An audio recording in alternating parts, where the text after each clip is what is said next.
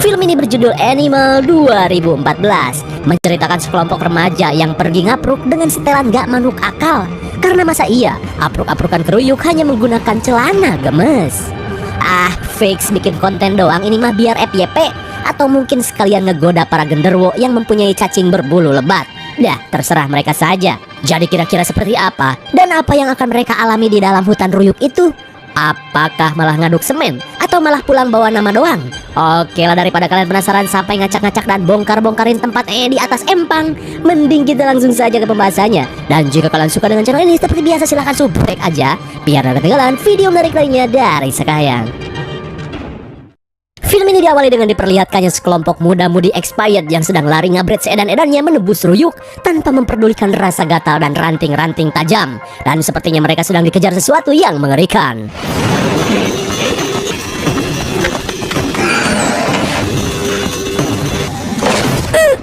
Tapi sialnya seorang wanita bernama Barbara jatuh tengkurap sampai mengeluarkan suara. Di tengah ngap dada, Barbara pun berusaha meminta tolong.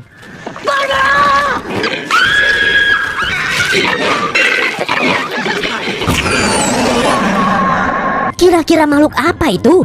Kalem, karena film pun baru dimulai. Singkat waktu, scene beralih pada sekelompok anak muda kota yang sedang OTW menuju sebuah tempat terpencil untuk sekedar healing-healing di alam. Di mana acara tersebut merupakan ajakan seorang pria bernama Jeff bersama adik tirinya yang bernama Alisa. Kenapa adik tiri? Ya, dan tentunya tak afdol tanpa mengajak pasangan mereka masing-masing. Di mana Jeff mengajak seorang wanita glowing beralis spidol bernama Mandy yang selalu molor di sepanjang perjalanan. Begitupun dengan adiknya yang gede milik dengan mempunyai pacar ganteng bernama Matt. Namun ada juga seorang jomblo kronis yang memaksa ikut bernama Sean. Komplit ya untuk memulai sebuah ketegangan.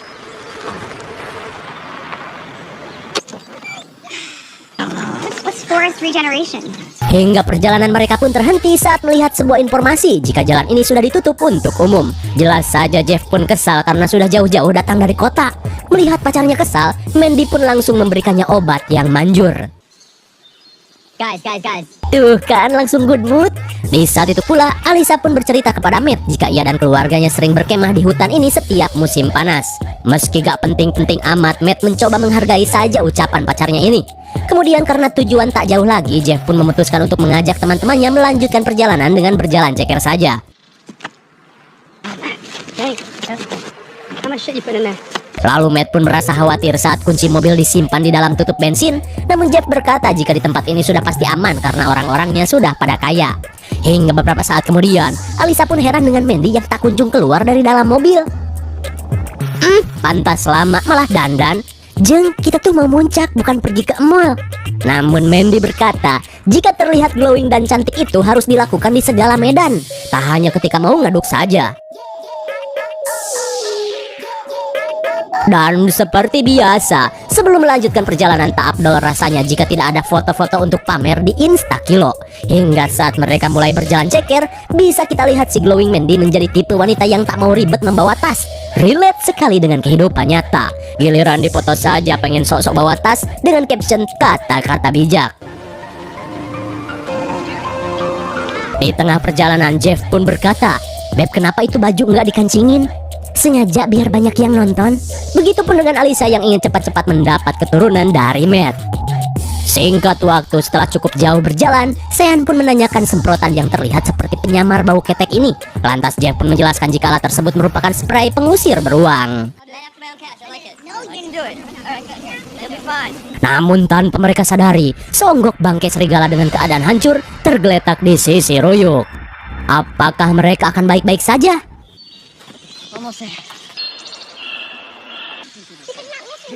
Singkat waktu, karena merasa perjalanan mereka malah nyasar, Jeff dan Alisa pun terlihat adu bacot. Alisa pun menyalahkan Jeff yang sok-sok menjadi pemimpin tapi kinerjanya cuman gitu-gitu aja. Daripada melihat peradu bacotan, Matt yang merasa mules memutuskan untuk modal di ruyuk.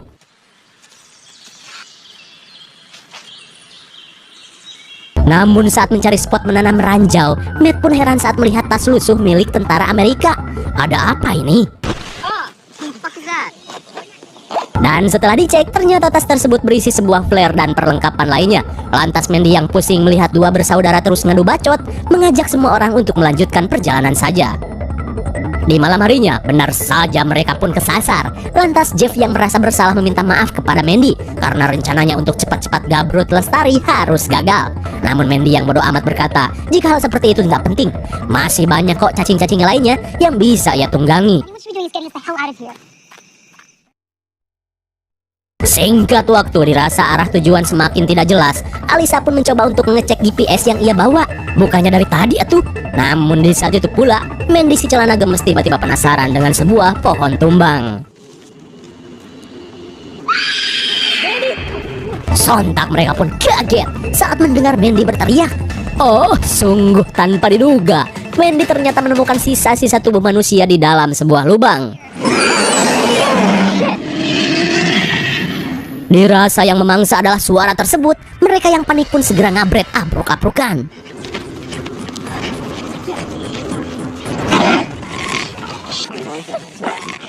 Oh my god! Sontak mereka pun syok parah saat melihat sesosok aneh yang sedang mukbang. Dirasa itu hanya binatang biasa, Jeff si pemberani berusaha menakut-nakutinya dengan dahan jengkol.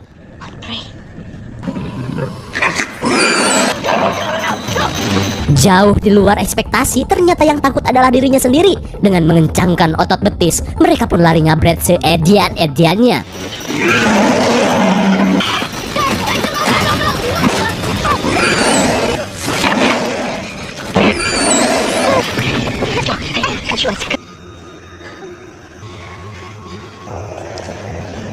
Di tengah kepanikan, tiba-tiba saja Alisa melihat sebuah kabin. Mereka pun berencana untuk pergi ke kabin itu. Namun karena sosok itu terus mengintai, Jeff pun berniat untuk mengalihkan perhatian.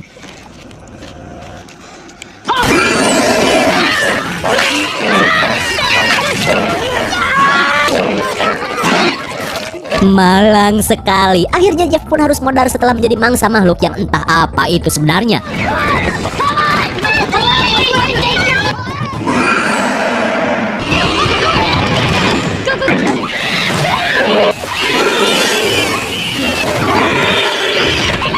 Akhirnya, berkat kesialan yang Jeff alami, mereka pun bisa diselamatkan dua penghuni kabin ini. Singkat waktu, Alisa yang penasaran pun bertanya pada wanita bernama Vicky, bagaimana mereka bisa sampai di kabin ini. Lantas Vicky pun menjelaskan jika sebenarnya mereka sedang dalam perjalanan untuk bisnis. Namun saat mobil rentalanya mogok, mereka pun malah ngadi-ngadi dan sok ngide, berniat memotong jalan melewati hutan untuk sampai di jalan utama. Namun suenya mereka malah dikejar sosok makhluk aneh hingga akhirnya terjebak di kabin ini. Oh, rupanya Vicky dan yang lainnya adalah orang-orang yang dikejar monster di scene awal film. Di tengah perbincangan, pria gondrong bernama Carl menjelaskan jika kabin yang mereka tempati semakin lama semakin tidak aman, dengan penghalang yang semakin melemah. Lantas pria botak bernama Douglas berkata, jika ada satu tempat yang sangat mudah untuk dibobol si monster, mereka pun menunjukkan pintu basement di mana pintu tersebut langsung terhubung keluar. Dirasa sudah mengetahui semua tentang kabin, mereka pun memutuskan untuk memperkuat pertahanan.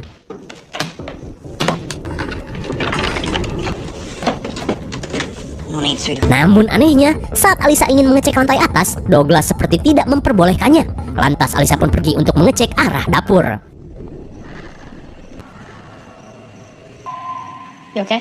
Saat Matt menghampirinya, Alisa pun mengungkapkan firasat buruk, di mana ia menduga jika semua ini adalah rencana si makhluk untuk mengumpulkan mangsanya di dalam satu tempat. Karena yang terjadi pada rombongan Vicky sama halnya dengan yang mereka alami.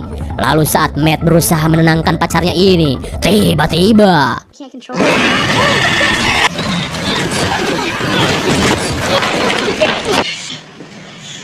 saat makhluk itu pergi, Carl pun mengatakan jika sebenarnya makhluk itu sedang mencari titik lemah untuk masuk ke dalam kabin. Lantas mereka pun berusaha mengikuti kemana perginya makhluk ini.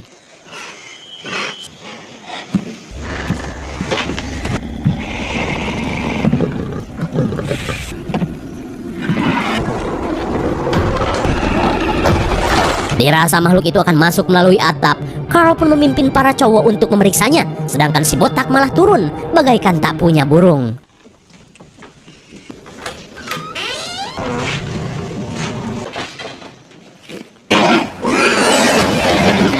Oh my god, rupanya monster itu sudah masuk dan berada di lantai 2.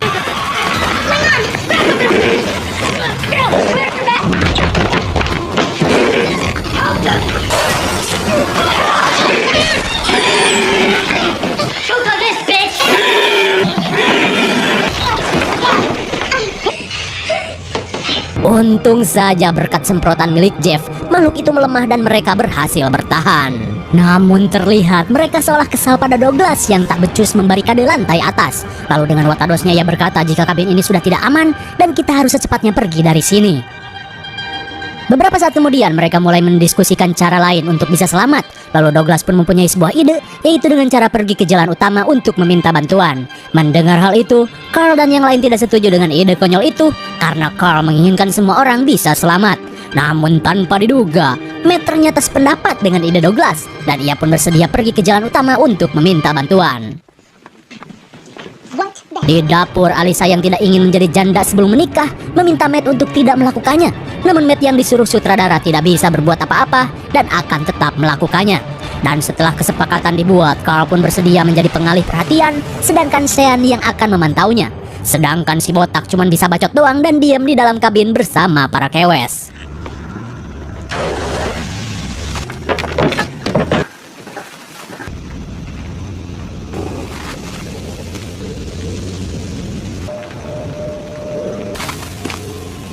Setelah masuk ke dalam hutan, ternyata monster itu belum menampakkan diri.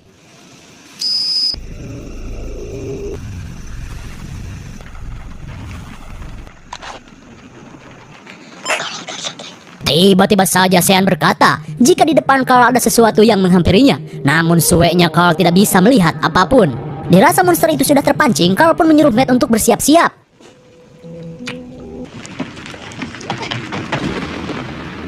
Di tengah ketegangan, Sean yang ketakutan tidak bisa memastikan sosok apa yang ada di depan Carl. Lalu tiba-tiba, oh my god! Ternyata Matt yang sekarat berkata jika makhluk itu berhasil menangkapnya. Dirasa rencana gagal, Carl pun menyuruh Sean untuk kembali masuk. Tapi gobloknya, si botak Douglas yang ketakutan malah menutup pintu masuk dan mencegah para kewes membuka pintu.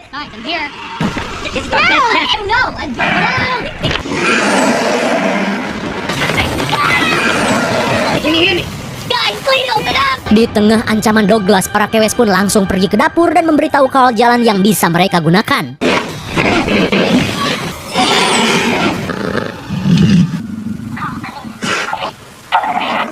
Untung saja si makhluk pun teralihkan flare hingga Carl dan Sean berhasil selamat. Lalu di tengah emosi yang membara, Carl pun langsung mencari di mana si anjing berada.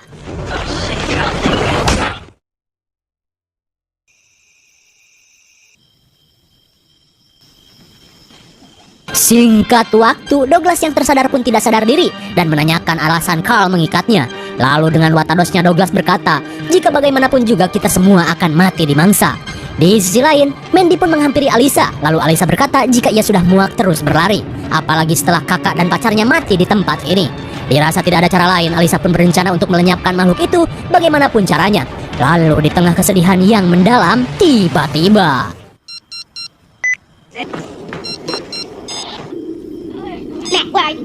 namun karena Matt terdengar kesakitan, ia pun tidak mampu berkata-kata. Tapi tiba-tiba mereka mendengar suara hate dari pintu basement.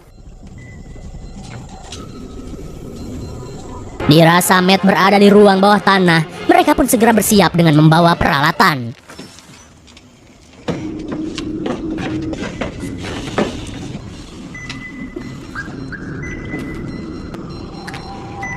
Oh, rupanya dengan luka yang parah Matt berhasil kabur dan bersembunyi di basement. Lantas mereka pun berusaha menyelamatkannya.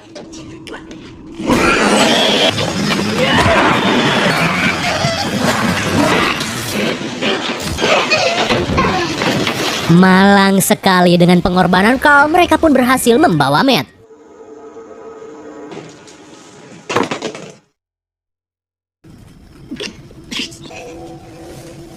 Di tengah kesedihan dengan kondisi Matt yang sudah sekarat, si Goblin Douglas malah menyuruh mereka untuk mengumpankan Matt saja. Sungguh tidak tahu diri. Jelas Alisa pun menolak hal itu. Kemudian Alisa yang teringat dengan minyak tanah di ruang basement mempunyai sebuah ide, yaitu dengan menjebak si makhluk di dalam kabin lalu membakarnya. Mendengar hal itu, Douglas pun setuju dengan ide Alisa dan bersedia membantu rencana tersebut. Lantas si botak pun meminta yang lain untuk melepaskan ikatannya.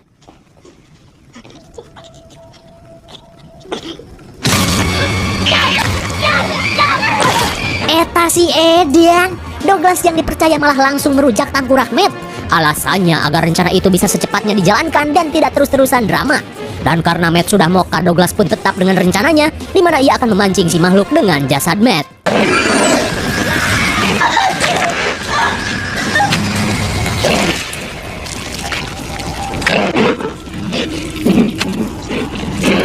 Oh, syukurin kau botak.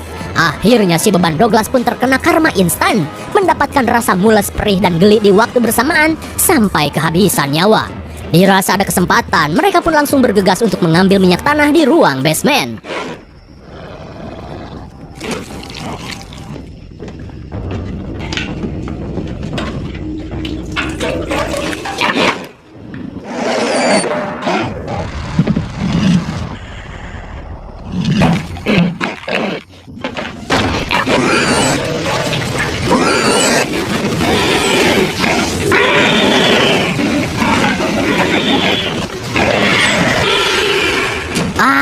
Akhirnya, rencana Alisa pun berjalan dengan lancar. Lantas Mandy dan yang lainnya bergegas pergi melalui ruang basement. Namun tiba-tiba Vicky yang menemukan jasad Carl tiba-tiba histeris dan menghambat pelarian mereka. Lalu tiba-tiba, oh rupanya makhluk itu masih hidup dan Sean pun harus modar di tempat.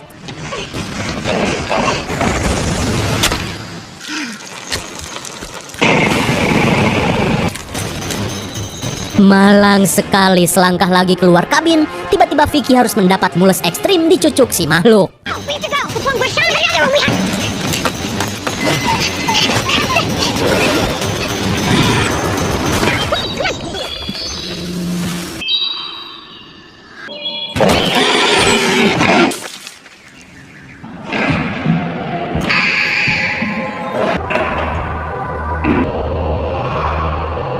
Saat semua orang tak mampu selamat, Mandy dengan kekuatan terakhirnya berusaha abret-abretan menembus ruyuk.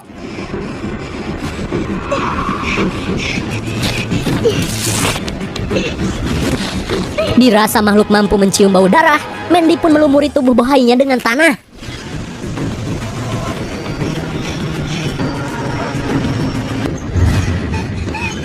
Akhirnya Mandy pun sampai di mobil, dan untungnya ia pun tahu jika kunci selalu Jeff simpan di tutup bensin.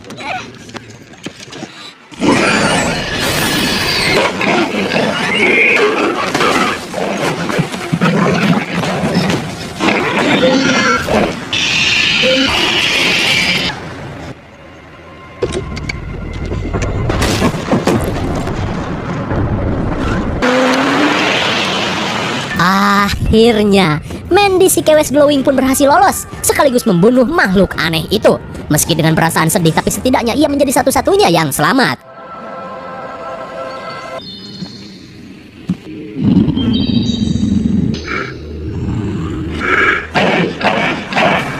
Oh, rupanya makhluk itu tidak hanya satu.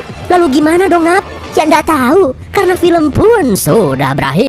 Bagaimana? Sangat menegangkan sekali bukan? Niat hati ingin healing-healing yang dilakukan oleh sekelompok anak muda selalu saja berbuntut mengerikan. Begitupun dengan si glowing Mandy bersama pacar dan juga teman-temannya. Niat hati ingin cari konten instakilo dan gabrut lestari, tapi mereka malah diserang sosok makhluk aneh yang entah dari mana asalnya. Satu persatu dari mereka harus menjadi korban keganasan makhluk itu. Tapi untungnya si glowing Mandy masih bisa selamat dengan mampu membunuh satu di antara banyaknya makhluk di tempat itu. Jadi kira-kira seperti apa kelanjutan film ini? Deh, bodo amat. IMDb untuk film ini adalah 4,6 dan menurut saya yang cocok diberi nilai 6,0. Karena meski film-film monster sudah kurang diminati, namun film ini mampu menyajikan ceritanya dengan cukup seru dan tidak ceringeh. Dan yang penting, si bohai Mandy mampu membuat kalian betah untuk terus menontonnya. Mungkin segini saja review dan pembahasan film Animal 2014. Jangan lupa like, share, dan subscribe supaya kalian tidak ketinggalan jika ada video menarik lainnya dari saya. Thanks for watching and see you on next video. Bye-bye.